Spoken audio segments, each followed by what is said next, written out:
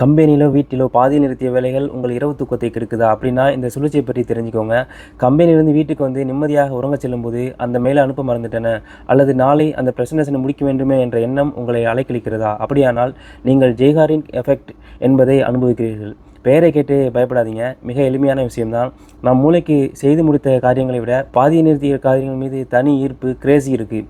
அது மட்டும் இல்லை, தனிப்பட்ட வாழ்க்கையிலும் இது நடந்திருக்கும். நமக்கான ஃபாஸ்ட் லைஃப்பில் யாராவது நம்மிடம் பாதியில் நிறுத்திய பேச்சுக்கள் அல்லது சரியான காரணம் சொல்லாமல் பிரிந்து சென்ற உறவு பற்றி இன்றும் நாம் யோசித்து கொண்டிருப்போம் இல்லையா? அவங்களுக்கு மெசேஜ் பண்ண சாட் கூட மீண்டும் மீண்டும் எடுத்து படிச்சிருப்போம். மெசேஜ் அனுப்ப தோன்றி ஃபோனை மீண்டும் மீண்டும் எடுத்து பார்த்துருப்போம்.